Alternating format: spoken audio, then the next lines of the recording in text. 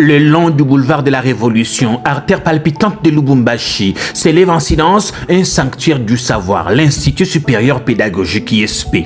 Sa silhouette austère, faite de bâtiments jumeaux, alignés avec une précision presque poétique, traduit l'ambition d'une institution résolument tournée vers la rigueur et la transmission. Ici, chaque mur porte les traces du temps et de l'effort. Dans la cour, les arbres, hauts et silencieux, offrent leur ombre généreuse à une jeunesse studieuse. L'intelligence circule à voix basse, entre deux cours, entre deux doutes. Et pourtant, derrière cette énergie, s'est cachée une souffrance silencieuse, celle d'apprendre sans banc, sans confort. Et c'est jeudi, cette carence a trouvé un début de réponse. Après l'université de Lubumbashi, le service national est heureux d'être ce jour à l'Institut supérieur pédagogique de Lubumbashi. C'est sur instruction stricte et en exécution de l'ordre du commandant suprême des forces armées de la République démocratique du Congo, de la police nationale congolaise et du service national, que celui-ci vient de doter en banc public les établissements d'enseignement supérieur et universitaire, ainsi que de l'enseignement primaire et secondaire du Nord Katanga. Le service national, déjà remarqué pour sa récente dotation de 1000 bancs à l'université de Lubumbashi, a remis à l'ISP 500 bancs pupitres. Un geste fort au-delà de sa valeur matérielle, car ici, l'acte prend sens dans son origine.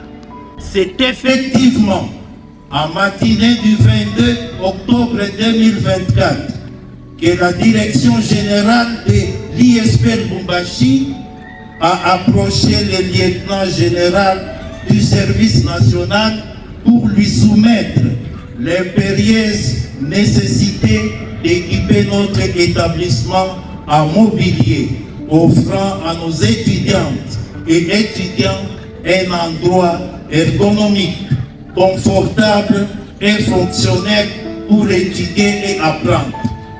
Aujourd'hui, il appelle de la noblesse de notre présence ici que la haute hiérarchie du service national a tenu ses promesses en s'inscrivant dans la continuité du programme du gouvernement tel que le prescrit la vision du chef de l'État, son Excellence Félix Antoine Tshisekedi Tshilombo.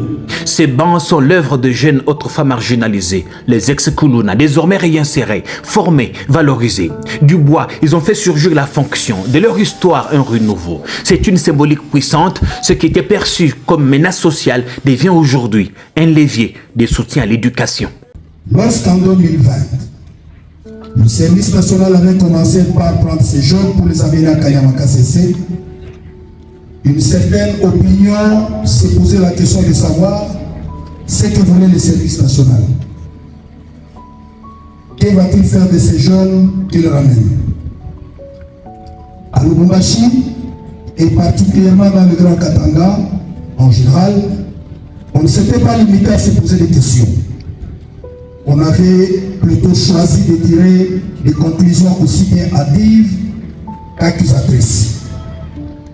Au lieu d'aller vers le service national, certains de nos compatriotes avaient choisi les réseaux sociaux pour tirer à boulet rouge sur le service national. Que n'avons-nous pas entendu? Les chefs de travaux d'enseignement supérieur et universitaire arrêtés par le service national, les enfants dont les organes étaient arrachés pour le vendre, etc. etc. Pour le choix, les jeunes que le service national ramassait étaient conduits à la mort. Kayamaka CC était pour eux un symbole de mouroir et d'un four crématoire.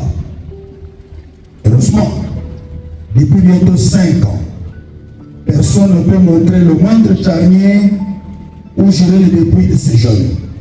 En un seul geste, le service national démontre que la réinsertion sociale et l'appui au système éducatif peuvent s'entrelacer harmonieusement. Ce n'est pas seulement du mobilier qui entre dans les auditoires, c'est une philosophie d'action, une volonté de redonner à chacun sa place dans la République. À l'ISP, l'atmosphère a changé, le soulagement s'est mêlé à la fierté et l'avenir semble enfin mieux assis. À l'unanimité, un seul mot revient. Merci au service national. Merci à son commandant. Merci au chef de l'État.